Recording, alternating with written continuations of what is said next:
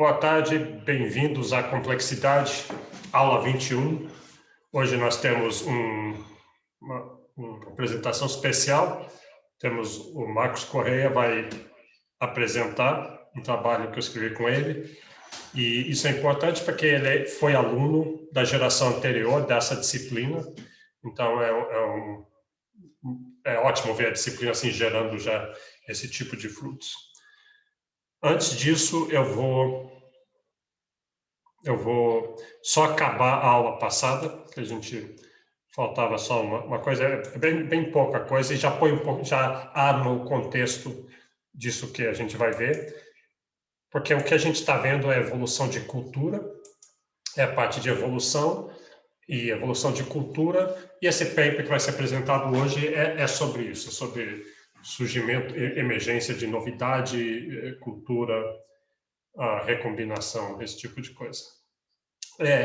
Eu coloquei hoje no Google Drive a pasta com evolução. Tem um monte de coisa de evolução diferente. Então, tem alguns vídeos e vários textos.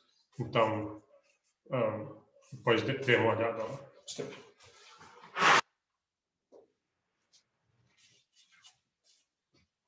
Ok. Então, só para lembrar o que é, a gente estava vendo toda essa parte de evolução de cultura, esse livro do Joseph Heinrich, que a gente vai ver mais dele lá para frente, mas a ideia é basicamente que cultura é informação que você recebe de maneira não genética, é transmitido, e aí tem vários conceitos relacionados, a ideia do cérebro cultural, que a diferença entre seres humanos é justamente e o segredo do nosso sucesso é que a gente tem cultura, e cultura emergiu para humanos e não para outros animais, justamente porque nós desenvolvemos essa capacidade de imitar. Isso tem muito a ver com o trabalho de hoje, né? Você imitar, você aprender socialmente. Então, tem aprendizado individual, aprendizado social. A gente vai ver modelos mais para frente em outras aulas sobre isso. Então, isso é muito poderoso.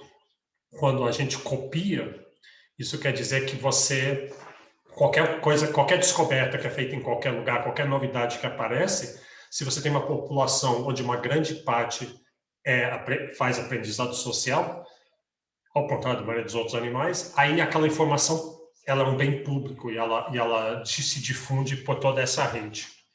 Então, isso permitiu grandes avanços que a humanidade fez.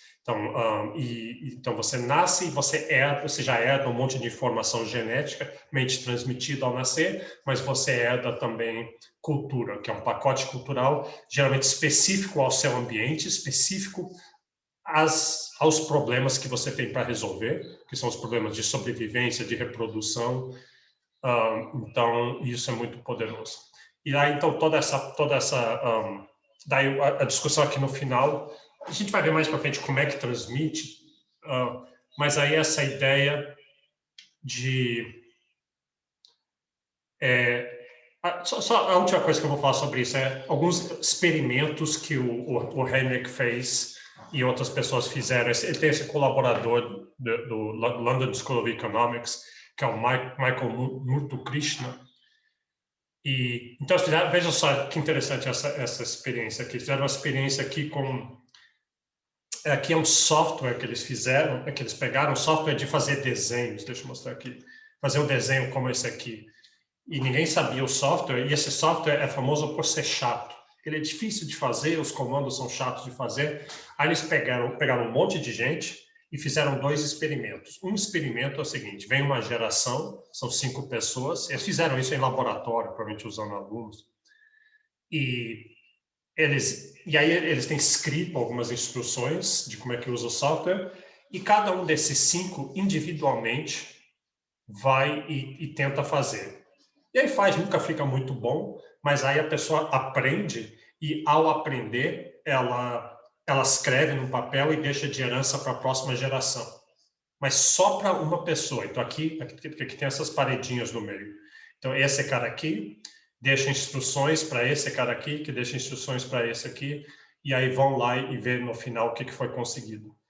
Esse outro tratamento aqui é um grupo, são 5 pessoas, eles se juntam, começam a trabalhar juntos e tentam fazer, geralmente não fica muito bom também, mas eles escrevem e passam e aí vão ver o que dá. E o resultado é o resultado é isso aqui. Você vê que com aprendizado individual, sem ser grupo, sem ser aprendizado social, sabe, uma pessoa aprende, vê como ficou feio isso aqui, e ficou ruim. No final vai melhorando um pouquinho, quer dizer, de vez em quando alguma dica vai de geração para outra geração, isso, ou seja, cultura, né? Entra na cultura, mas é muito pouco. Você vê que no final eles não conseguiram avançar tanto assim relativo aqui ao começo. Já o grupo, quando você faz grupo, você vê que a informação é transmitida de uma maneira bem melhor. E no final, todos os 5 estão melhores do que todos os 5 aqui. Então, aprendizado social é assim que a gente funciona e é muito poderoso isso. Então, o que você tem que pensar aqui é que tem uma cultura, né? Qualquer coisa que uma pessoa aprende, passa para todo mundo. E aí passa para todo mundo.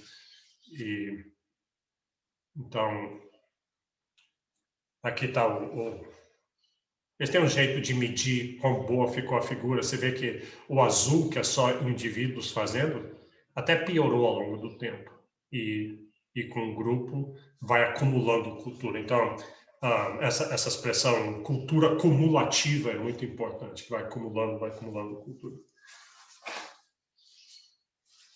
Desculpa. Eles têm um outro exercício que eles fizeram com MBAs, pegaram um monte de MBAs e fizeram um concursozinho de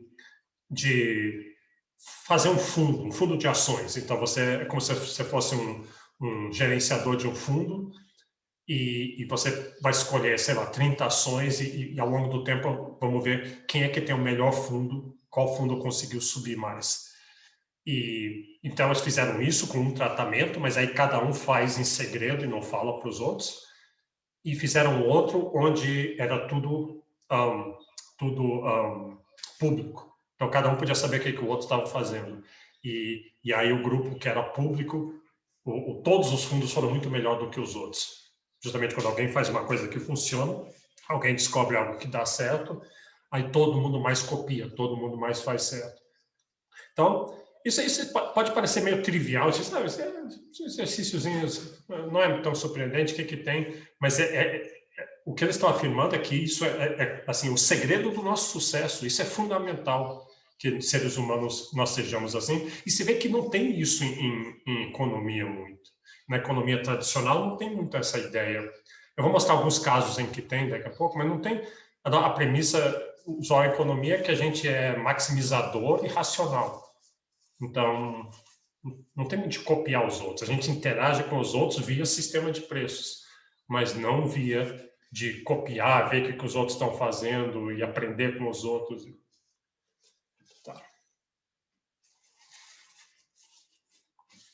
Deixa eu... Então, aí você diz assim, não, isso não tem nada a ver com economia, o que está falando? Essa coisa de antropólogos, a gente não se interessa com isso. Bom, deixa eu mostrar algumas pessoas que não concordam com essa afirmação. Um é esse aqui, o Paul Romer. Paul Romer ganhou o prêmio Nobel recentemente, crescimento endógeno, toda essa parte. Ele é um cara bem interessante, né? Ele virou presidente do Banco Mundial e brigou com todo mundo lá. Chegou lá e brigou e foi expulso praticamente. O Stiglitz também foi presidente do Banco Mundial e também brigou com todo mundo, mas de jeito bem diferente. São pessoas bem diferentes. E uma das grandes... Por que eu botei ele aqui? Uma das grandes coisas dele, se você pegar o discurso dele de aceitação do prêmio Nobel, é sempre legal ver o discurso. Um cara ganhou um prêmio Nobel, daí ele tem um mês depois ele tem que fazer um discurso, ele vai escolher o que, assim, se eu sou um prêmio Nobel, o que eu contribuí para a economia, o que eu acho que é importante para a economia. E o negócio dele foi toda essa questão de aprendizado, de crescimento econômico depende de inovação. E o discurso dele é legal, que ele fala assim, inovação e a capacidade a natureza de bem público de inovação, de que uma vez que uma pessoa descobre, todo mundo pode ter acesso àquilo ali, é a chave do crescimento econômico de longo prazo. E o exemplo que ele dá é o Teorema de Pitágoras. O Teorema de Pitágoras, você pode usar, eu posso usar simultaneamente que você está usando, e eu posso usar, recombinar com outras coisas e fazer outras coisas a partir daquilo, e daí você pode usar essas outras coisas. Então, essa é a beleza. Outra coisa que ele fala assim é o exemplo dos portugueses e ingleses, panos e vinhos, né? Vantagens comparativas. Os portugueses produzem vinho, os ingleses produzem panos, cada um se especializa, troca, todo mundo vai consumir mais dos dois. Então, é bom, como é que ele fala assim? É bom que os... Como é que é a palavra que ele usou? Ele falou, é bom que os portugueses produzam vinho. Mas aí ele fala, não, mas é mais do que isso. É bom para os ingleses que existam portugueses. Porque daí, qualquer coisa que um português descobrir, o inglês também vai poder usar. É mais do que vantagens comparativas. É inovação. Tem um paper famoso do Martin Weitzman. Ele morreu uns 2 anos atrás, mas é sobre isso, sobre recombinant growth, né? De tudo que... Isso a gente vai ver muito nessas próximas aulas, que a gente está falando sobre novidade, inclusive na aula de hoje. Da onde que vem essa inovação, essa novidade, esse bem público que vai beneficiar todo mundo? Ele vem do que já existe. É a nossa ideia do adjacent possible. Você vai pegar coisas que já existem, recombinar. A maioria dessas recombinações que a gente vai ver hoje não vale nada, mas algumas sim. Então, e uma vez que você recombinar, você tem, seu adjacent possible está maior ainda, você tem mais coisas para recombinar. Então, isso também é uma característica importante do crescimento econômico. Nós vimos esse trabalho é todo sobre isso, né? Conhecimento tácito coletivo, um país que produz 2 bens, ele tem o conhecimento tácito coletivo para produzir 2 bens, provavelmente pode produzir algo próximo dali. E então isso que é complexidade econômica para eles. John Mulcahy, para mim, um dos melhores historiadores econômicos que tem vários livros muito bons, e o negócio todo dele também ele faz assim, sobre o iluminismo. Por que o iluminismo e a Revolução Industrial, por que aconteceu, quando aconteceu e por que aconteceu na Europa, e por que aconteceu especificamente em alguns lugares na Europa. Então, tem um livro que saiu ano passado, retrasado, que é esse The Culture of Growth, e a ideia dele é evolucionária. Todas essas ideias surgem, tem competição por ideias, tem uma metáfora de um mercado por ideias, mas é recombinando ideias que já existem. Particularmente na Europa, havia condições muito boas para... Existe uma rede de cartas que eles chamavam da Republic of Letters. Todo mundo que descobria algo novo escrevia cartas para os outros, e os outros repassavam as cartas de um para o outro, e daí essas inovações, né? A China também teve grandes inovações numa época, mas não tinha algo assim que fazia com que as inovações se disseminassem, que fossem selecionadas e fossem replicadas, uma coisa evolucionária em cima das ideias. Roma, os persas, nenhum outro lugar onde começou a surgir essa cultura, ela cresceu tanto assim. Então, o livro dele é Por que na Europa, quais foram as condições, e é um argumento explicitamente evolucionário, ele chama assim. Eu vou apresentar esse trabalho meu com música pop, eu acho que terça-feira eu vou apresentar, depois eu mando esse trabalho. Vai ser esse e um trabalho sobre hip-hop, eu apresento os dois juntos, eles são relacionados. Acabou de ser publicado na revista Economia da Ampeg. E esse vai ser discutido hoje, talvez um pouco. Esse é o trabalho que eu e o Marcos, a gente se baseou no código deles, na ideia deles. E aqui finalmente só um exemplo, o Bittencourt, que a gente já ouviu falar, estudou sobre cidades, que as cidades escalam. fizeram a mesma coisa com patentes. Só para mostrar que tem essa ideia. E o argumento deles é isso, patentes são uma inovação aqui de uma descoberta, patentes são recombinações de patentes velhas. Então, são ideias que já existem, e aí você recombina duas coisas e faz algo novo. Então, tá bom. Eu só queria acabar, porque eu não tive tempo de acabar isso na aula passada. Deixa eu tirar daqui. E eu acho que com isso eu já introduzi meio que o trabalho de hoje, ele vai se encaixar exatamente nisso. E a gente quer qualquer comentário que vocês tenham, aqui é bem informal, então qualquer comentário e crítica também, diz, isso aqui não ficou explicado, isso aqui meio fraco,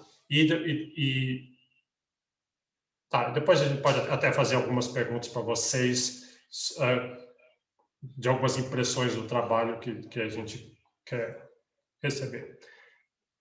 Então, deixa eu compartilhar aqui, share screen. Então, Marcos, pode assumir aí. Tem alguém eu quero entrar para... Tá bom.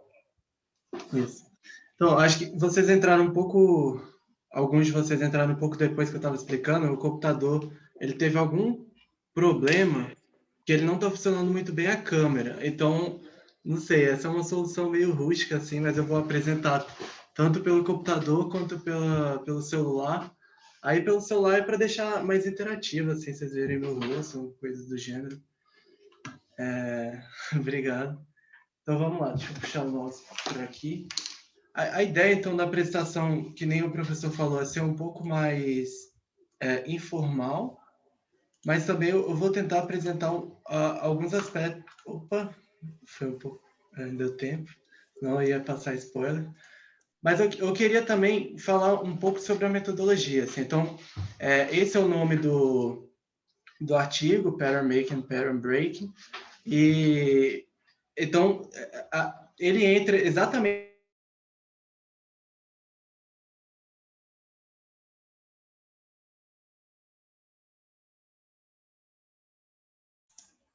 Eu parei de ouvir. Eu também não estou te ouvindo. Bem. Não. A sua voz sumiu de repente. Parou do nada, exatamente. Vamos dar um tempo para ele restabelecer lá.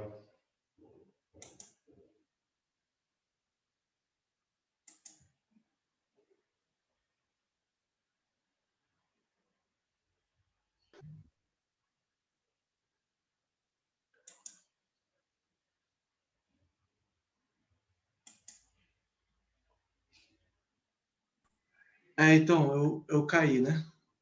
Agora eu estou ouvindo. Tá, isso acontece mesmo, vamos lá. Não, a internet aqui de casa acho que é campeã nisso, em cair em momentos inoportunos. Já caiu em várias reuniões. Mas vamos lá, então, o nome do artigo é esse, Pattern Making, Pattern Breaking, e a ideia que o professor falou é de tentar contribuir para essa área de evolução da cultura, né? Amplamente essa área de evolução da cultura, mas especificamente a evolução específica de ideias, né? A evolução da ciência, a ciência, de certa forma, é a formalização e a concepção de ideias, então vai dentro desse corpo de análise. Então, vamos lá. Eu queria mais ou menos fazer um pouco a contextualização com vocês do assim, o que motivou a pesquisa. Depois disso, eu já queria passar um pouco mais para o método. O método ele é um pouco menos comum na economia, por isso que eu quis explicar um pouquinho mais sobre o que foi feito. Basicamente, ele é dividido em duas principais metodologias. Topic Modeling, que é dentro de uma área de inteligência artificial chamada processamento de linguagem natural, é utilizado esse instrumento, e depois do uso dele vem a teoria da informação, com conceito específico de Kullback-Leibler Divergence. Eu acho que não vai dar tempo aqui, tá? Mas teoria da informação tem tudo a ver com sistemas complexos. Existem alguns cuidados que precisam ter, porque teoria da informação é mais uma definição matemática, assim, é como se fosse uma área da matemática, ou talvez uma área da probabilidade. Alguns dizem até que probabilidade é uma área de teoria da informação, mas eu particularmente acho que, eu não sei, eu não tenho uma resposta pronta para isso, mas É bom pensar em teoria da informação como uma matemática. E depois disso, depois de apresentar mais ou menos a metodologia, chegar mais ou menos nos resultados e algumas conclusões, né?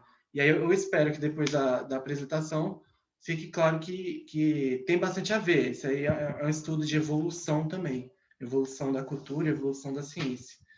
Então vamos lá, as perguntas de pesquisa, assim. Essa é uma área, assim, pelo menos a metodologia, como eu falei, ela é bem recente, então acaba que a base de dados que a gente teve não respondeu só a uma pergunta, mas talvez a algumas, assim. Na verdade, a primeira que tinha sido a preocupação inicial era de entender o processo de inovação dividido talvez por departamentos ou por áreas. Então, imagina que você tem uma base de dados, existe um encontro que chama ANPEC. A ANPEC tem aquela prova de mestrado, né, que eu estou estudando, acho que alguns de vocês já devem estar estudando também, mas existe a ANPEC também como um encontro que ocorre no final do ano, onde pesquisadores aqui do Brasil e mesmo do mundo inteiro podem publicar o artigo e podem se candidatar, né, colocar um artigo lá, e esse artigo pode ser publicado ou não. E esse é um dos maiores encontros da economia do Brasil, e é justamente nesse encontro que faz sentido utilizar esses artigos que foram publicados. Todo ano são mais ou menos 240 artigos, por aí, de artigos que são que foram candidatos e conseguiram ser selecionados, apresentaram lá. Então a gente tenta avaliar, por exemplo, se com base nessa base de dados desses artigos, é possível falar que existe um departamento que produz mais inovação no Brasil? Talvez, sei lá, a PUC produza mais inovação. Talvez ninguém utilize a inovação da PUC. Aí talvez a FGV produza muita inovação e as pessoas utilizem essa inovação. Seria mais ou menos essa a principal pergunta de pesquisa, assim, inicial, pelo menos. E, na verdade, o que a gente está tentando estudar é o processo... entender um pouco melhor o trade-off que existe entre ser convencional e ser inovador. E, nesse caso, é possível entender inovação como exploration, né, exploração, e convencionalidade como exploitation. Eu não me lembro a tradução para português, acho que o Cachoeiro sabia, né, a tradução de exploitation. Mas eu não sei. É a mesma palavra, né, em português. Exploitação? Não me lembro. Mas tipo de você exaurir, assim, né? Exatamente. Uma forma, talvez essa forma atrapalhe um pouco, assim, de entender, que eu vou definir de uma maneira um pouco diferente, mas exploração tem mais a ver com encontrar máximos globais, encontrar locais diferentes, e exploitation tem a ver com encontrar máximos locais, ou seja, dentro do mesmo corpus, tentar sempre desenvolver mais dentro daquele grupo. Exploração é encontrar novos grupos. Então, tem a ver com encontrar esse trade-off entre inovação e convencionalidade. A gente já sabe que existe esse trade-off existe. A grande questão, e existe uma literatura muito forte nela, eu acho que em Eves a gente pega aquela questão de revolução da ciência de Kant, que ele é um filósofo da ciência. E existe muita evidência também em sociologia da ciência de que existem forças contraditórias na ciência, né? Então, é nesse sentido que a gente sabe que existe um trade-off entre inovar e ser convencional, mas, ao mesmo tempo... E a gente, assim, inicialmente isso não é intuitivo, porque a gente pensa que ciência é sempre sobre progresso, e o progresso vem por meio da inovação, mas não é sempre o caso. É muito comum, na verdade, que nem o texto de Kant fala, é mais comum a ciência ser reticente à mudança do que ela ser favorável à mudança, no sentido mais amplo de aceitar a inovação. Então, existe essa base de evidências que sugerem isso, mas o grande ponto é que é pequena a quantidade de resultados empíricos, no sentido quantitativo mesmo, tentando mostrar isso. Então, talvez para entender bem esse artigo, seria uma espécie de tentativa de quantificar esses exames que a gente entende dessa literatura, mas que muitas vezes é difícil de quantificar. Então, E aí, assim, quando a gente faz, por exemplo, uma revisão de literatura, isso é análise qualitativa de texto, já é uma espécie de análise de inovação. Qual o artigo seminal de uma área? Ou um outro artigo que foi muito impactante porque ele introduziu um novo conceito dentro dessa área. Significa, então, que ele inovou. Mas, assim, a gente estuda muito estatística, então a gente sabe que dados qualitativos, apesar de poderosos, eles têm muitas limitações.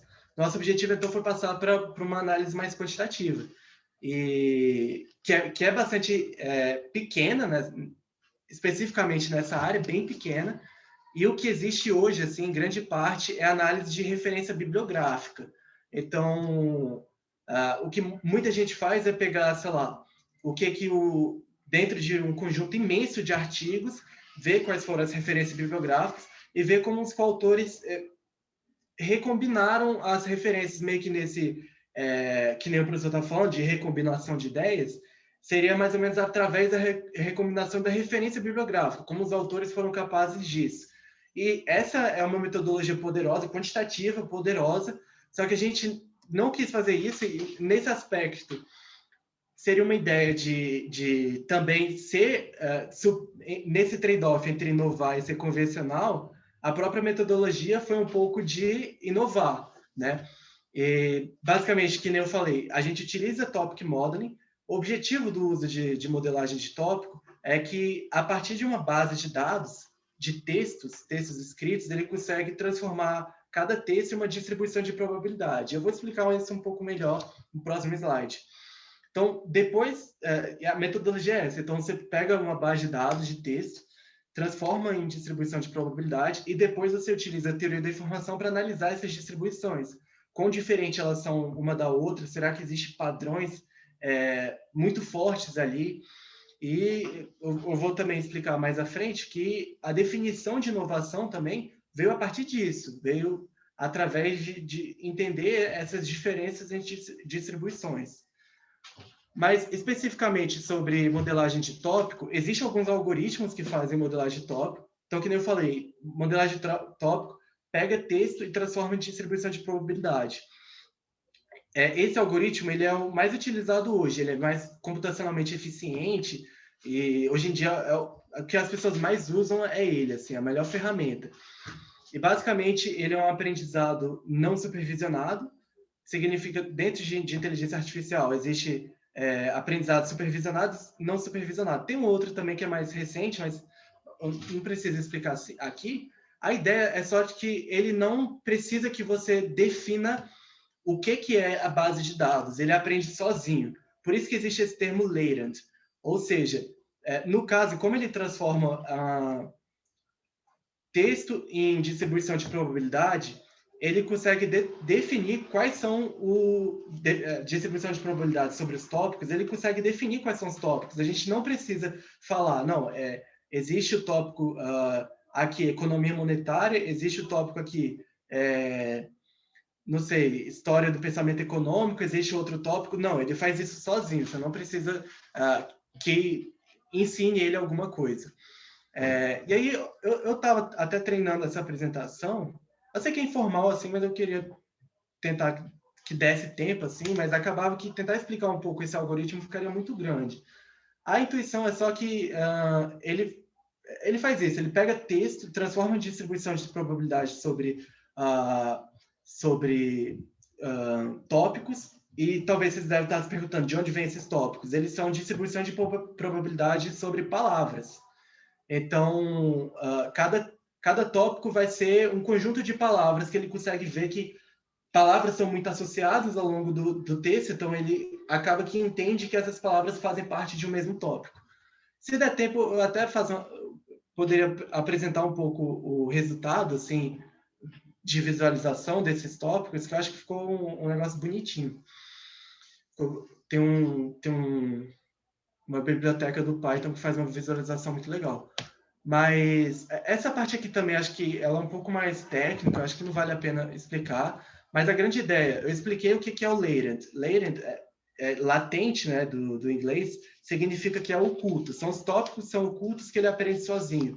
E Dirichlet é a ideia de uma distribuição de estatística. É uma distribuição que a gente não vê na graduação E eu acho que da economia como um todo, eu não sei se a gente vê na pós-graduação, você sabe, professor?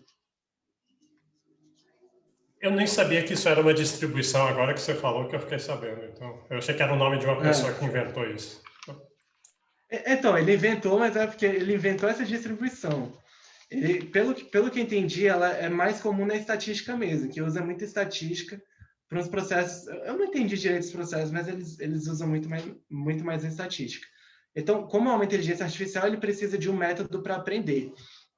Existem vários métodos. Eu não vou passar muito nisso, mas em negrito está o que a gente utilizou. Passando um pouco para a intuição do que é uma distribuição Dirichlet. Esse alfa aqui seria o parâmetro da distribuição, que nem na distribuição normal tem o parâmetro média e o desvio padrão, existe esse parâmetro que é chamado de alfa. Ele, na verdade, ele é chamado de hiperparâmetro. E dentro dessa literatura de Latent-Dirichlet Allocation, seria o peso de cada tópico. Então, aqui foi um exemplo que eu encontrei na internet para mostrar como se tivessem só 3 tópicos, tá? E aí ele mostra como você determinar esse parâmetro determina mais ou menos onde vão se posicionar os artigos. Cada pontinho aqui seria um texto. Então, se você permite que, por exemplo, quando esse hiperparâmetro ele é muito alto, acontece que uma boa parte dos textos se situam mais ou menos numa distribuição uniforme, ou seja, cada texto é 33% esse tópico Z, 33% tópico Y, 33% tópico X, e é mais ou menos isso. E se você varia esse parâmetro, ele vai variar também. O local onde cada texto vai se situar. E é por isso que é muito importante pensar sobre esse artigo. Eu aprendi depois só da monografia, na verdade, que definir o valor desse parâmetro, ele determina mais ou menos qual é o resultado final. Então, no final das contas, tem um método do próprio algoritmo, esse Latent-Dirichlet Allocation, ele otimizar o parâmetro, ou seja, ele encontrar o melhor resultado possível para explicar a base de dados. Então, é mais ou menos essa ideia. Assim, nesse caso, são 3 tópicos. A quantidade de tópicos é uma coisa um pouco mais arbitrária. É o próprio pessoa que determina. Isso também é uma coisa um pouco mais técnica, mas pode ser que alguns de vocês se perguntem, assim, quanto, sei lá, se você tiver 50 mil textos, quantos tópicos pode ter? Na verdade, você vai testando. Você faz o algoritmo com, sei lá, 50 tópicos e vê o resultado, tem critérios de seleção, então você verifica se o critério de seleção favoreceu a ter 50 tópicos, ou a ter 100 tópicos, ou a ter 100 mil tópicos, e o critério de seleção que a gente viu mostrou que 30 tópicos era bom para base de dados. Mas ok, então a gente conseguiu transformar os textos em distribuição de probabilidade. São coisas um pouco mais técnicas mesmo. E a gente quer entender qual a importância dessa distribuição de probabilidade. Veio essa teoria da informação. Foi formada por Claude Shannon, que foi um matemático, e a ideia é de tentar medir incerteza, aleatoriedade ou liberdade de escolha. Dentro da área de teoria da informação, tudo é sinônimo. Incerteza, aleatoriedade ou liberdade de escolha é a mesma coisa que informação. A informação é a medida dessas coisas. Então, também seria uma coisa um pouco técnica mostrar. Ele é uma prova matemática, ele define características, propriedades de interesse para a função, e aí ele consegue mostrar que essa é a melhor forma funcional possível para a função de informação. Então, essa fórmula, que é chamada de entropia de Shannon, tenta medir quanta informação tem um processo quando você define que esse processo é uma variável aleatória, ou seja, é um processo estocástico. E aí, quanto maior for a aleatoriedade desse processo, maior a quantidade de informação que ele tem. Não é essa equação que a gente tem interesse. A gente tem interesse numa medida que foi criada a partir da entropia de Shannon, que é essa divergência de Kuebec-Leiber. E ele basicamente compara 2 distribuições de probabilidade. Então, assim, imagina que você tem uma base de dados Vamos dizer, por exemplo, uma base de dados da PNAD, de renda. TX seria a distribuição de probabilidade real dos dados. Se você quer aproximar eles pela distribuição de probabilidade uniforme, você usa esse QX como uma distribuição de probabilidade uniforme e tenta comparar e tenta avaliar esse valor. Quanto maior for o valor, mais informação existe, ou seja, mais incerteza existe ao você definir que P, que Q, ou seja, a distribuição uniforme, seria aproximadamente a distribuição de renda. A gente viu na aula, a aula do professor Bernardo, que distribuição de renda muitas vezes é uma power law. Então, é de se esperar que, por exemplo, essa medida seja relativamente alta, utilizando o Q como uma distribuição normal. Então, novamente, isso são aspectos um pouco mais técnicos, assim, e se der tempo eu explico algumas relações que tem diretamente com sistemas complexos, mas não é esse o enfoque hoje do que eu queria apresentar.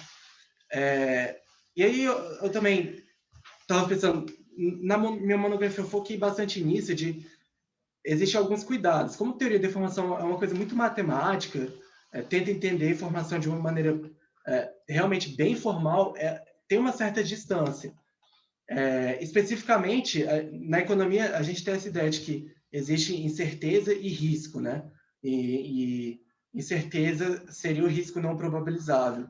Na teoria da informação não existe isso, as duas são a mesma coisa, e às vezes, mesmo quando você não tem distribuição de probabilidade, você consegue estimar a quantidade de informação que existe. E economia informacional, que é aquela área da economia que tenta entender o comportamento dos indivíduos com informação incompleta, com informação assimétrica entre os agentes, é se esperar que tenham muito a ver uma coisa com a outra. E realmente tem, mas eles definem, algumas questões são definidas de maneira diferente. Também não queria ser meu enfoque, mas existem diferenças e existe semelhança entre as duas. Mas teoria da informação é mais fácil de pensar como uma área matemática mesmo, e economia informacional, apesar de utilizar matemática, tenta modelar comportamento. As principais aplicações, só para vocês terem uma contextualização também, hoje, o que mais tem sido utilizado em teoria da informação é como medida. Então, existe medida de desigualdade, acho que em setor público, com o Christian, ele mostra um pouco isso. Algumas medidas de desigualdade que têm o nome information, é justamente porque eles vêm da teoria da informação. Concentração industrial também vem da teoria da informação. E qualidade de ajuste, aquelas medidas ACAIC, Information Criteria, tudo vem daqui, tá? E isso foi só uma contextualização, eu também não queria que fosse um enfoque, mas o que a gente fez, com base no artigo que o professor tinha falado, vou falar também rapidamente sobre ele, que é um artigo da Revolução Francesa. A gente define inovação como a medida de Quebec-Labor Divergence entre um artigo J, naquela base de... Então, imagina, você está com a base de dados da ANPEC. Esse artigo J é o artigo que você está analisando, e aí você está tentando medir esse conceito de KL sobre todos os artigos anteriores a J, por isso menos D. Então, esse valor vai somando, né, vai fazendo uma média dos KLs, e quanto maior for esse indicador de inovação, que é chamado de novelty, maior a surpresa que existe na distribuição de probabilidade de J em relação ao que acontece anteriormente. E aí a gente define também além de inovação, a transitoriedade e a ressonância, também são variáveis de interesse. A transitoriedade é como se fosse inovação para o futuro, por isso mais. Ou seja, se for muito alto, as pessoas esqueceram, assim, você produzir um artigo com alta transitoriedade significa que as pessoas não estão mais utilizando aquela recombinação de tópicos que você utilizou. Significa que seu artigo foi esquecido, de certa forma. Então, ressonância seria uma ideia de medir a diferença entre inovação e transitoriedade. E a ideia por trás é justamente daquela literatura de Kahn e da sociologia da ciência, de que existem forças opositoras. Então, a gente pensa já, com base nessa literatura, de que ter inovação não significa que você consiga impactar o seu meio. É preciso inovação e é preciso que as pessoas utilizem essa inovação. Então, a ressonância tem esse papel de tentar medir o grau pelo qual uma inovação foi capaz de superar o grau de esquecimento de um artigo. É mais ou menos por aí a parte técnica. Eu acho que agora vai ser uma parte um pouco mais light, assim. Então, de onde surgiu essa ideia de utilizar inovação, transitoriedade e ressonância? Veio de um artigo da Revolução Francesa, onde os autores tentam analisar, especificamente na Assembleia Nacional da Revolução Francesa, como se deu o processo de inovação, transitoriedade e ressonância, assim, das falas dos políticos. Então, lembrando assim, aqueles conteúdos de ensino médio, a Revolução Francesa foi a primeira revolução que gerou a ideia de Estado moderno. Então, como as pessoas pensam em um Estado moderno na época da Revolução Francesa, teve um impacto muito grande sobre os estados que hoje se tornam como a gente conhece os países, né? E então eles tentaram avaliar como as pessoas desenvolviam novas ideias ali, como eles repensavam o debate, e eles mostraram várias coisas interessantes, entre elas que jacobinos, ou seja, os políticos de esquerda, geravam mais inovação do que os girondinos, que eram de direita. Só que os girondinos, eles tendiam a ter uma transitoriedade menor, ou seja, eles tinham o papel de manter o debate mais ou menos no mesmo eixo. Eles evitavam que às vezes os debates se encerrassem rapidamente, sem uma devida discussão. Já os jacobinos, eles tentavam gerar novas ideias, novos conceitos, novas definições de Estado. Então, mais ou menos isso. Existe esse artigo também de Darwin, que ele é bem interessante também, só que ele não faz um conceito de transitoriedade. Ele só define que exploration seria inovação mais alta do que a média e exploitation mais baixa que a média. E aí ele mostra, e o Darwin foi eu esqueci de falar, o Darwin foi um pesquisador que, assim, ele era meticuloso nos livros que ele lia, ele fazia anotação dos livros, todos os livros, na época que ele lia, eles anotavam. Então ele tentou ver, os autores pegaram essa base de dados, fizeram uma análise sobre ela, e viram que, qual o padrão? O Darwin, ele tentava procurar livros muito diferentes, ou seja, ele tentava explorar novas áreas, ou ele tentava fazer uma exploitation. E ele mostrou que o Darwin mudou ao longo do tempo, e essas mudanças tiveram a ver até com acontecimentos da vida dele, né? Quando ele entrou no barco que gerou naquele barco Beagle, eu acho, que depois disso ele gerou a teoria da evolução. Foi um momento de mais exploração dele, depois teve exploitation, enfim, é um artigo bem legal. Esse outro, o professor leu melhor, se der tempo eu explico mais, assim, ele é bem legal também. Mas talvez tenha ficado na cabeça de vocês, assim, tá, foi um conceito formal, matemático do que é inovação, mas o que ele significa? Então, depende da interpretação, na verdade. Existe essa interpretação bayesiana, que essa interpretação é muito, muito famosa hoje em dia, as pessoas falam muito sobre isso. E a ideia é de tentar... hoje em dia, a estatística trata muito de interpretação bayesiana, de probabilidade. Então, um artigo, o grau de surpresa, por exemplo, a inovação de um artigo J seria o grau de surpresa que esse texto teve ao você ler todos os textos anteriores e basicamente se surpreender com aquilo, ou seja, aquilo foi novo no sentido de que ele te surpreendeu. A distribuição de probabilidade era diferente nesse sentido, sabe? Então, é mais ou menos essa interpretação e mais intuitivamente. Nesse caso, inovação seria mais ou menos o oposto de familiaridade. Se você está acostumado com algum modo pelo qual os autores faziam textos, e você teve um texto muito diferente, com assuntos muito diferentes, ou seja, a distribuição de probabilidade é diferente, é alta, ou a medida de inovação é alta, significa que justamente que ele inovou, que ele fez uma surpresa em relação aos artigos anteriores.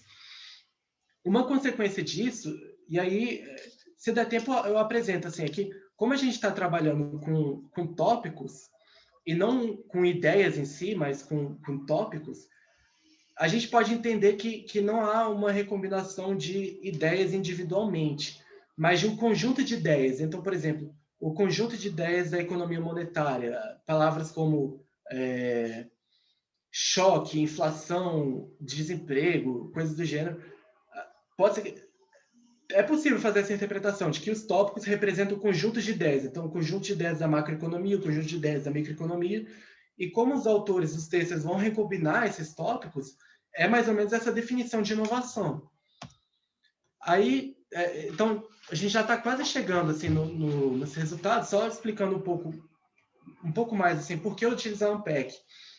Então, como a Ampec se tornou um dos eventos mais importantes da economia, para você conseguir seu artigo, tem uma competição alta. Você se candidata e tem a possibilidade ou não de conseguir. E já que tem uma competição alta, a ideia, assim, como economista, de que às vezes competição é boa, então ele pode mostrar um retrato muito bom das estratégias entre inovação e convencionalidade. Seria basicamente uma base de dados interessante.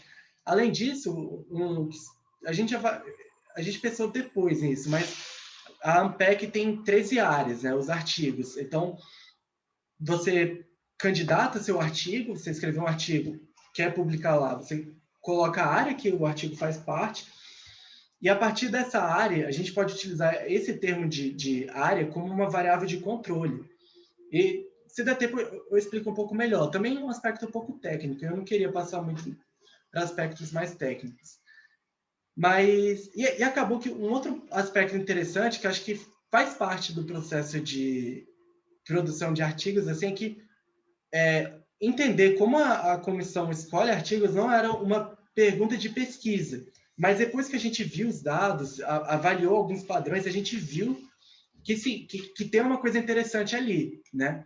Até o professor, no início, acho que só tinha chegado 2 pessoas, a gente estava falando sobre isso, de que a gente fez uma avaliação de algumas estratégias de como a comissão agia. No final, eu vou explicar um pouco isso. Mas, por enquanto, vamos lá. Então, assim, o que era essa base de dados? Eram 1.676 artigos. Eu separei aqui porque o algoritmo ele precisa separar em língua. Então, foi 1.100 em português, 576 em inglês, de 2013 a 2019. Isso porque, basicamente, foi a partir de 2013 que teve essa divisão por 13 áreas, tá? Então, também é um aspecto mais técnico, assim, meio... Enfim. Mas, então, aplicando aquelas ideias de inovação, transitoriedade e ressonância, o que a gente viu? Os principais resultados já, então. Inovação é rapidamente dissipada no meio.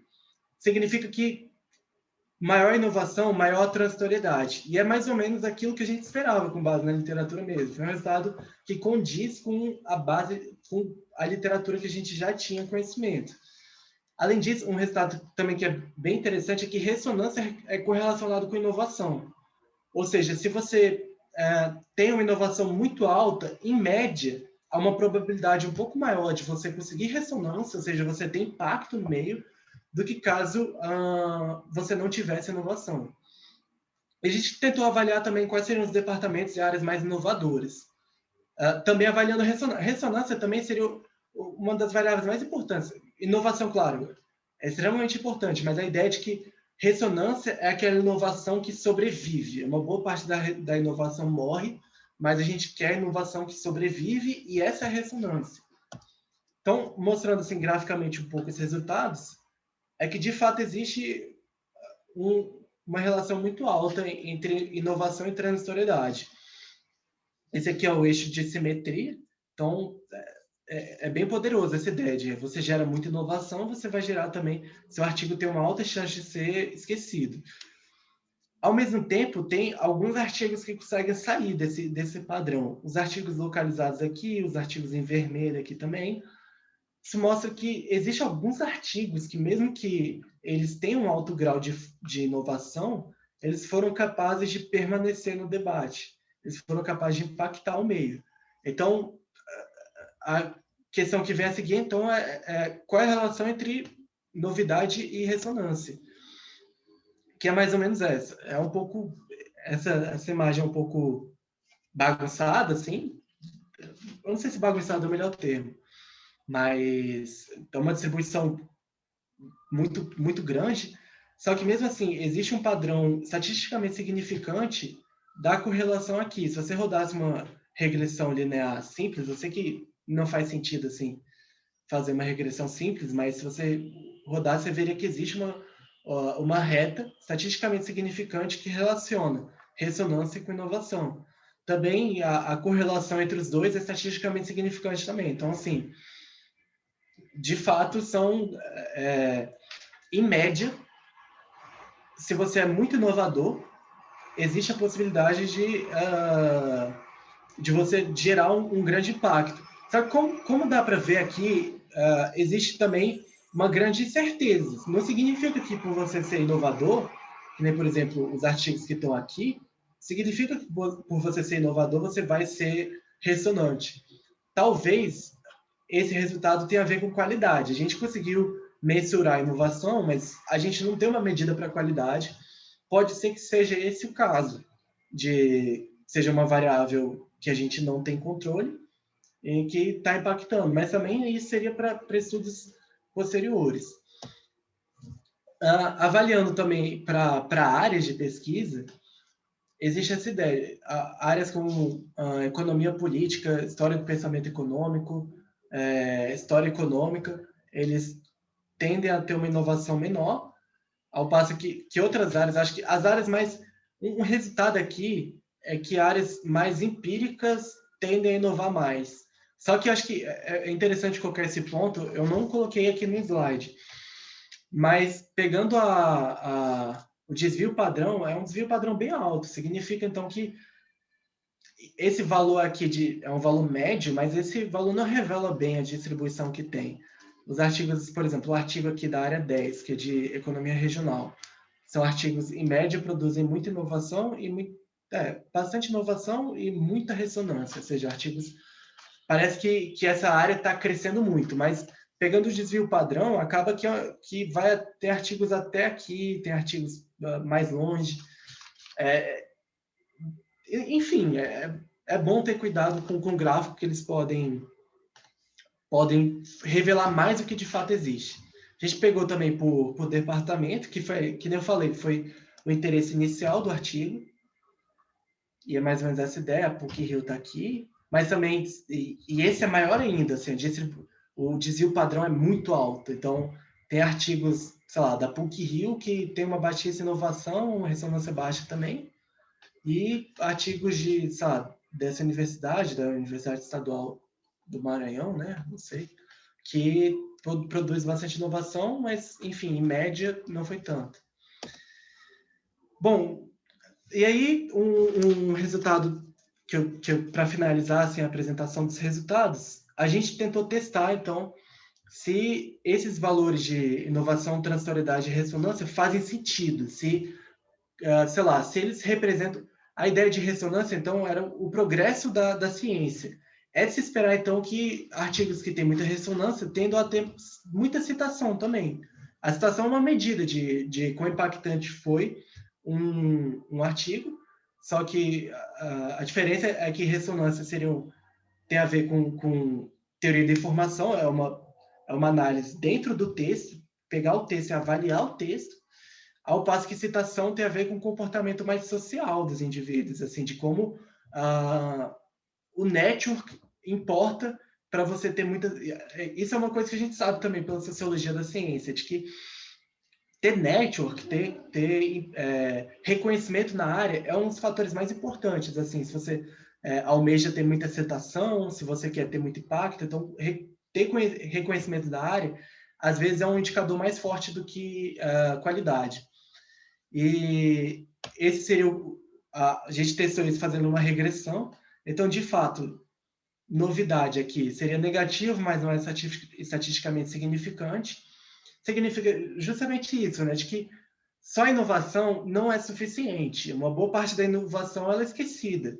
Transitoriedade significa que os artigos estão sendo esquecidos e deu conforme o esperado. Assim, se um artigo tem sido muito esquecido, então ele não vai ter muita citação. É mais ou menos essa ideia.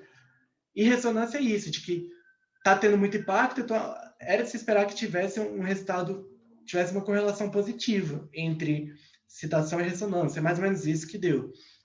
Essas foram as variáveis de controle que a gente utilizou também. E, por exemplo, só publicar na Ampec é uma estratégia muito ruim, se você parar para pensar. Se você tentar publicar, você publicou na Ampec, né? Ou seja, você foi no encontro, apresentou seu artigo, mas você tenta publicar em um jornal brasileiro, por exemplo, aumenta seu impacto em termos de citação em 4,5 vezes. Se você publicar um artigo em uma revista em inglês, aumenta quase 9 vezes. É muito alto o impacto. Então, talvez assim, pensando em termos de citação, vale muito a pena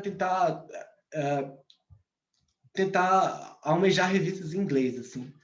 E a segunda parte daquele slide que eu estava falando sobre match entre comissão e autores. E, novamente, isso foi algo que apareceu depois, assim, da gente ir fazendo o artigo, a gente encontrou isso, de que quando a gente pega a comissão é formada por pesquisadores também, tá? Os pesquisadores são selecionados pela Ampec para avaliar quais artigos vão ser selecionados ou não. E a gente sabe quais são os departamentos dessa comissão. E a gente sabe os departamentos dos autores. Então, foi olhando assim, foi até o professor que viu que existia muitos artigos que a comissão era de um departamento X e os autores faziam parte desse departamento também. Então, a gente foi testar isso, se existe algum tipo de viés, além que não seja a qualidade de um artigo, para favorecer o artigo ele ser selecionado. E o resultado que a gente teve, a gente tentou rodar 1000 simulações, fazendo comissões aleatórias, a gente colocava, sei lá, dentro dos departamentos, dentro da comissão possível da Ampec, a gente fazia 1000 simulações com essas comissões possíveis e tentou ver a quantidade de matches que vai aleatoriamente aparecer, que está aqui. E essa é a quantidade que de fato apareceu, que é muito fora dessa distribuição. Essa distribuição seguiu mais ou menos uma normal, que significa que foi uma simulação, de certa forma, bem sucedida, assim, mais ou menos ela ficou precisa. E a gente viu que a comissão tem um aspecto importante. Então, as pessoas selecionam artigos de pessoas que são do seu departamento. E isso não significa que o artigo seja ruim, nem nada do gênero, mas, na verdade, até o professor Bernardo, depois, se quiser falar um pouco sobre isso, ele já fez parte de comissão e comissões, tipicamente, são algo muito, muito difícil de fazer, porque você já é professor, você já dá aula, então, já faz pesquisa, e tem que ler dezenas de artigos e tentar selecionar qual o melhor artigo ali para ser indicado para apresentar. Às vezes, simplesmente, você não tem tempo e acaba que você utiliza uma heurística, uma forma de fazer isso mais rápido. E nesse caso, o que a gente encontrou é que também é um padrão de familiaridade, ou seja, se você encontra... tem várias interpretações aqui, mas se você seleciona um artigo da mesma área, do mesmo departamento que você, provavelmente você já conhece um pouco aquele trabalho e você sabe um pouco que ele é de qualidade. Então, você tem familiaridade com aquele assunto. E é um sinal, então, que, novamente, como inovação de forma intuitiva seria o oposto à familiaridade, é mais um resultado que mostra como as forças envolvidas na produção acadêmica elas são contraproducentes entre si. Existe um trade-off muito grande entre inovar e ser convencional. E aqui mostra novamente que familiaridade, ou seja, ser convencional, é um aspecto relevante. Então, chegando nas conclusões, já antecipando um pouco, né, que eu já tinha falado, familiaridade importa muito. Familiaridade é um aspecto que todo mundo reconhece. E até uma coisa que é interessante, assim, familiaridade está se tornando algo de vários campos. A neurociência demonstra isso, que familiaridade é muito importante para você avaliar se você gostou ou não de alguma coisa. Psicologia cognitiva, uma série de áreas estão indicando isso, e o resultado mostrou também isso. E tem essa lei da inovação, de certa forma, lei, não uma lei, né, mas muitos resultados dessa área têm indicado isso, de que ideias novas são rapidamente esquecidas. Só que, para você ter impacto, é necessário alguma inovação. Então, se a gente consegue encontrar algum insight, assim, pelo artigo, no meu ponto de vista, pelo menos, sobre esse trade-off entre inovar e ser convencional é que para ter impacto é necessário alguma inovação, mas não é toda inovação, uma boa parte vai ser esquecida. E provavelmente, para você conseguir realmente ter impacto, a inovação tem que ser associada a, por exemplo, network ou qualidade, talvez outras variáveis que a gente não avaliou aqui. Então, era mais ou menos essa apresentação, para explicar um pouco o artigo. E muito obrigado. É isso, pessoal. Obrigado, Marcos. Quer ver o que seria interessante apresentar? Do Topic Modeling, você tem Tenho. Porque aquilo ali também ajuda a entender um pouco. Eu falo isso porque, assim, para quem... Eu tento sempre ir para a Ampeg, né? Eu tinha uma época, quando eu voltei do meu doutorado de 96 até 2004, pelo menos para mim era muito fácil, eu mandava trabalhos, era aceito automaticamente. Eu nem passava por minha cabeça que não fosse ser aceito. O nível de competição era menor, a profissão era menor, tinha menos centros da Ampeg, mas a partir de um certo momento, vários anos eu não fui aceito. Inclusive, 2 anos atrás, eu mandei 5 trabalhos e tem uma taxa de inscrição para cada um, são 800, gastei R$800 de taxa de inscrição, nenhum dos meus trabalhos foi aceito.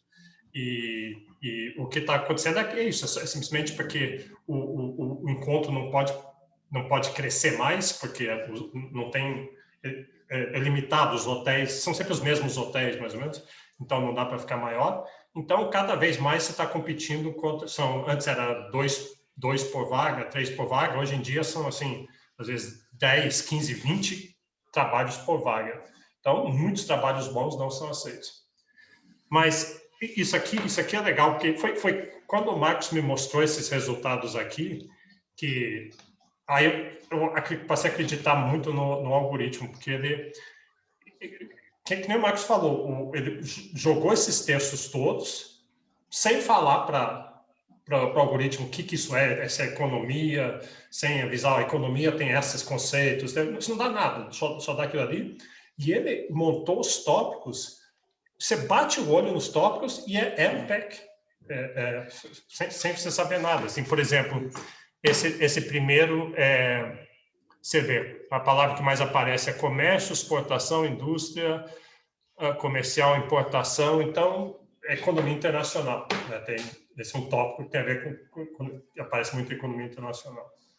Então, se foram as áreas que o algoritmo dividiu? É isso? A gente escolheu 30. A gente falou assim, pega esses textos e ache 30 tópicos. Então, esse aqui Então, e aí ele faz os tópicos. Os tópicos são, assim, às vezes a economia internacional tem uns 2 ou 3 tópicos que daí você diz, esses 3 tópicos têm a ver com economia internacional. Né? Isso. E esses 2 aqui têm a economia do trabalho. Esses aqui em cima são... tem tudo, você vê. Veja, vocês, o que é isso aqui? Então, político, furtado, história, industrial, histórico, classe, plano, formação. O que você acha que esse tópico seria? Vargas, século americano, né? Siderúrgico. Qual disciplina? Você não quer pensar em tópicos da Ampeg, pensa em disciplinas que vocês estudaram. É B? Então, isso aqui na Ampeg, isso é história econômica, né? Exato. E aqui. Esse aqui também, né? Café, propriedade, século. Então... Isso. E uma coisa relevante também aqui é que aquele slide que eu mostrei, mais ou menos, como funciona a distribuição por 3 tópicos, dá para visualizar daquela forma quando tiver 3 tópicos, né? Que aí fica tridimensional. Como é 30 tópicos, aí existe essa forma de visualização aqui. E ele consegue mostrar quão próximos são um tópico do outro. E também esse tamanho aqui determina o peso que tem cada tópico para essa base de dados. Por exemplo, esse artigo 1 aqui significa que esse tópico 1 aqui significa que ele é o maior tópico da Ampeg, ou seja, a maior parte da produção de artigos de trabalho para a Ampeg tem a ver com comércio exterior, essa parte já macroeconomia, ou seja, macroeconomia é relacionada com economia internacional. Aí, aqui também, que nem o professor está falando, tem a ver com café, tem a ver com história econômica. E aí, se você for mexendo, esses são para em português. E em inglês é a mesma coisa, assim, né? Tem esse ocorrência de clusters, né, de tópicos. Aqui, por exemplo, é de microeconomia. E era mais ou menos isso que eu queria falar. E ele fez tão bem, eu achei, até no trabalho a gente menciona, tem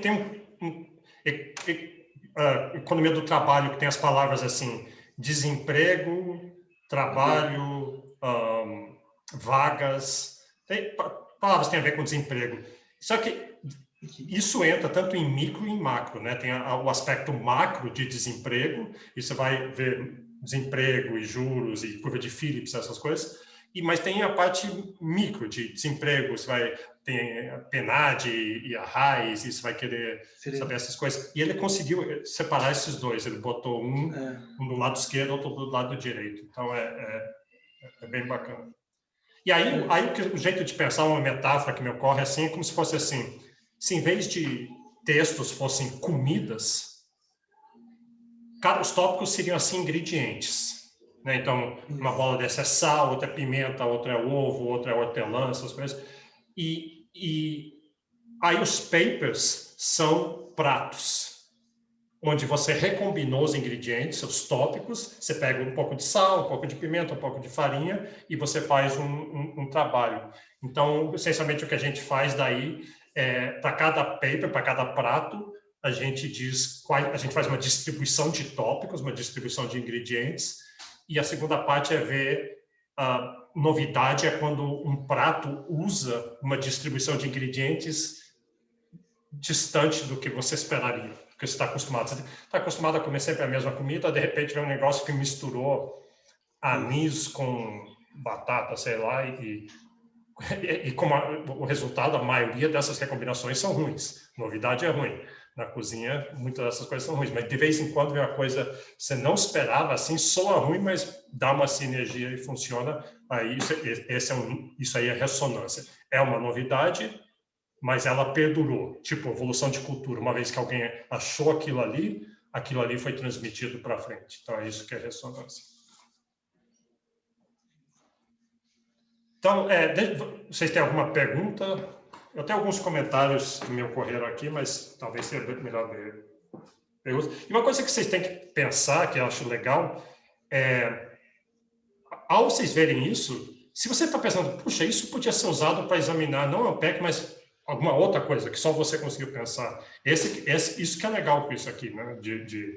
Esse aqui é um instrumento, e daí você pode aplicar para um monte de outras áreas. Já Revolução Russa, Revolução Francesa, as anotações das leituras do Darwin, aqui é um PEC, mas imagine a variedade de coisas que pode ter. Que essa é uma área que está começando muito, né? Tem muito espaço para fazer. Então, se você está tendo uma ideia, não, mas isso deve ser bobo, eu não vou falar isso. Não, considere aquela ideia, porque aquilo pode ser uma boa ideia. Então, alguma pergunta, algum comentário? Tem uma pergunta, eu acho. Mas parabenizar vocês pelo trabalho, ficou bem legal. Obrigado. Marcos, deixa eu só mencionar uma coisa que me ocorreu. Bom, algumas coisas que me ocorreram.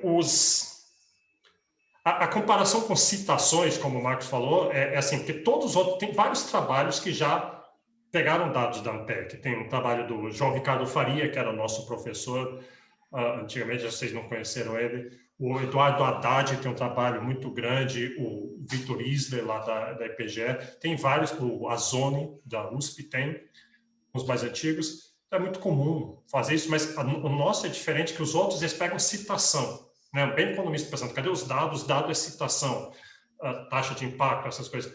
O nosso já é uma coisa diferente, e é esquisito isso que a gente faz, que a gente pega informação, mas não é informação do jeito que a gente pensa, a gente não olha o conteúdo, não é informação no sentido de conteúdo. Informação é surpresa, É uma capacidade de medir surpresa. Então, isso que é diferente, eu acho, desse trabalho. E aí você poderia dizer, eu não acredito nisso. Isso aí, esse algoritmo, caixa preta mágica, esses resultados, para mim, não quer dizer nada. Um gráficozinho cheio de bolinhas e se ajusta uma linha, qualquer coisa. Quem me garante que o que vocês dizem que estão medindo, que é novidade e que é ressonância, quem me garante que isso realmente está pegando? Bom, a regressão vamos comparar com citações. E a gente comparou com citações e viu que, de fato, nossa medida de ressonância é relacionada com citações, do jeito que a gente esperaria, mas são diferentes, elas não são perfeitamente correlacionadas. Que isso é bom também, que a gente não quer... Se é a mesma coisa que citação, então não precisa medir, vamos usar a citação. Então, essa que foi a ideia lá. E sabe o que me ocorreu? Isso que é legal de uma apresentação. Eu podia ficar lendo o paper 20 vezes, não ia me ocorrer, mas quando eu vejo o Max apresentar, sabe, uma ideia muito legal seria fazer o seguinte, dar um pouquinho de trabalho, mas tem toda uma discussão que a gente vai ver na próxima aula no paper de músicas, e vocês já ouviram falar nisso, essa ideia de em que idade as pessoas fazem novidade. Que é um matemático, as grandes inovações matemáticas são feitas por jovens e, sabe, eu não consigo me lembrar de nenhum aqui, mas os caras com 28 anos, fez um grande teorema que revolucionou, e depois ele fica mais velho, aos 35 anos, você é um matemático velho. Já. Você ainda é útil, faz um monte de coisa interessante, mas não as grandes descobertas. E tem esse cara em Chicago, que ele faz isso com artistas, e ele vê que tem alguns tipos de artistas que é o contrário. Tipo, ele compara Picasso com Cézanne. Picasso é desses, fez os grandes pinturas que mudou o paradigma da pintura, bem jovem. E depois, não. Depois faz outras coisas, mas não está realmente gerando essas mudanças paradigmáticas. E o Cézanne é o contrário. O Cézanne, lá aos 60 e tantos anos, aqueles que são os quadros famosos deles. Então, tem todo um processo diferente. A gente podia fazer isso. Pega para cada paper a idade média dos autores e vê qual que é a relação com novidade. Aí seria interessante ver se essa economia... Assim, porque pensa assim, alguns de vocês, talvez vão virar professores de economia e vão sair publicando. Aí qual que é a sua estratégia? Que nem o Darwin, assim, mais ou menos. Você vai ter que ter uma estratégia de exploração e exploitation. Então, você já vai ser bom em uma área, talvez você publique um paper que tem um bom impacto numa área, mas e a partir dali, qual que é a sua estratégia? Eu vou ficar explorando, né, milking, tirando leite dessa mesma vaca, aproveitar, é uma boa estratégia, porque está dando certo, ou você vai explorar, ou você vai dizer, não, vou tentar outras coisas. E é arriscado, né? Esse é o nosso resultado. É arriscado você explorar, só que se vocês quiserem ter impacto de novo, muitas vezes é necessário fazer isso. E a última coisa só daí, esse teste no final, a gente queria até ouvir a opinião de vocês. Veja o que a gente está dizendo. Isso aqui é meio inspirado no Stephen Levitt. O Stephen Levitt, do Freakonomics, ele tem um paper famoso que ele chegou assim, ele pegou as regras do sumo e ele fez um teste estatístico lá e ele provou que as pessoas roubam em sumo. As pessoas pedem lutas de propósito e vendem... tem umas regras todas que algumas lutas são mais importantes que outras e envolvem muito dinheiro. É um pouquinho isso aqui, mas sem querer acusar. Eu vi entrevista com o Livet, ele não liga a mínima. As pessoas, você não tem medo que você vai ofender alguém? Você não tem medo que a Yakuza vai chegar atrás de você e matar você? Ele, não, a ciência é a ciência e eu sou economista, eu tenho que fazer o que os dados falam e você não pode duvidar dos dados. Nós não somos tão corajosos assim, eu não sou tão corajoso assim. E a gente queria saber, assim, porque lá a Ampeg tem foi anunciado semana passada, as comissões desse ano foram anunciadas semana passada, se for na página da Ampeg, está lá. Então, a História do Pensamento Econômico tem 2 pessoas, Economia Internacional tem 3 pessoas, a UNB, quer ver quem está na UNB?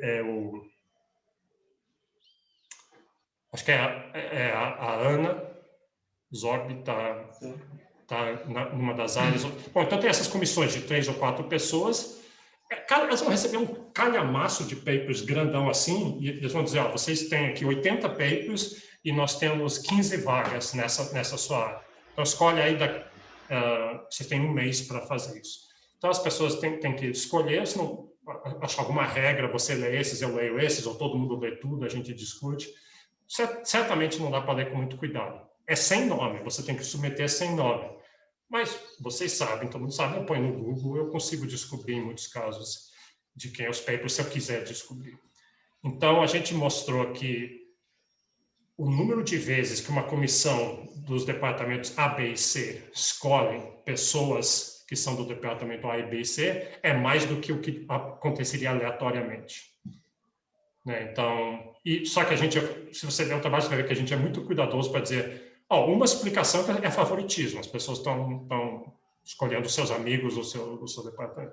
Mas tem outras, o Marcos falou, eu nem sei de quem é esse paper, mas, puxa, eu estou gostando, você não sabe por que você está gostando, porque é familiar para você está acostumado com aquele tipo de coisa. E tem várias outras explicações, e a gente cita também... Tem um artigo que você citou sobre isso também, né? E em toda economia tem esse problema de, por exemplo, publicar em journals dos top 5. Se você foi de certas universidades, tem gente que já mostrou, se você foi orientando dos editores da American Economic Review, tem uma probabilidade muito maior, e esse tipo de coisa. Então, mas o que a gente se preocupa muito, então, é parecer que a gente está acusando e dizendo, então, eu não sei se alguém leu o trabalho, qual é a impressão que ficou para vocês? Você acha que isso pode gerar problemas? A gente devia amenizar a linguagem ou, no extremo, até tirar esse pedaço do trabalho para não criar problemas? Acho que nada acusatório não, professor. Eu não senti isso.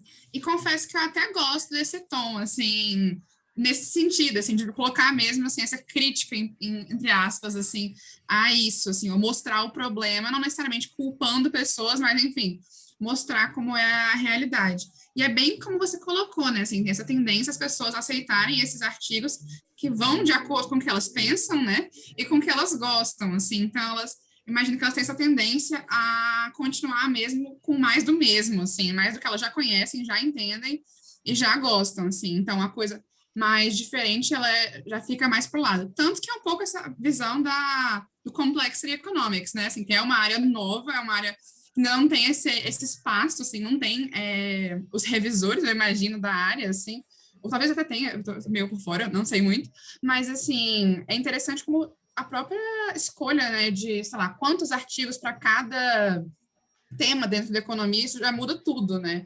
Você já está aí desde então filtrando desde o início o que você considera como um tema relevante e, enfim, limitando para que a revista seja mais, digamos, tipo, ela fale sobre vários tópicos, mas ao mesmo tempo você limita porque podem ter vários artigos bons de um mesmo tópico num ano, porque isso está ligado, enfim, à vontade do pesquisador e não a uma certa constância, assim, né? Então, enfim, essas são umas coisas que eu pensei em relação a isso, mas eu não achei nada acusatório, não. Ótimo. Então, beleza. Aí, qualquer opinião que alguém tenha sobre isso, depois, se quiser mandar um e-mail para a gente, isso é útil. A gente, antes de divulgar isso mais geral, a gente quer ver essas opiniões. Uma outra ideia é fazer a mesma coisa para a SBE. A SBE tem, junto com a PEC, você quase não diferencia, porque os dois são juntos, é só um crachá diferente, mas você pode entrar em salas diferentes. A pegada da SBE é um pouquinho mais quantitativa do que a ANPEC, tem mais diversidade, mas a gente então seria interessante ver se o mesmo resultado vale para a SBE e para a ANPEC. Uma coisa também que é bem interessante, eu acho, que na apresentação a gente não falou, mas no artigo, até o professor tinha explicado bem isso, de que o processo assim, de produção científica está passando talvez por um breakthrough, né? Existe muita produção, existe muita competição, e o mecanismo histórico para você avaliar um artigo através de você ser aceito em uma revista, só que chegou um momento que já não está dando mais, assim. E eu também não sabia disso, até o professor que apresentou, mas assim, algo realmente... Se você vê Prêmio Nobel falando que tem alguma coisa errada sobre o sistema de avaliação de revista, Prêmio Nobel, assim, que consegue publicar em qualquer lugar. Se quiser publicar uma revista alienígena, ele conseguiria. E ele falando que já está no limite o sistema de avaliação por par, é sinal de que talvez a gente esteja passando por um momento de mudança, assim, sobre como lidar com o flow of information, assim, como fluir informação nesse sistema. Parte do que o Marcos está se referindo é um negócio que tem nos Estados Unidos, está muito sob ataque agora, que tem as top 5 revistas que chama, top 5, né? American Economic Review, Quarterly Journal, Econometrica, Review of Statistics in Economics e Journal of Political Economy.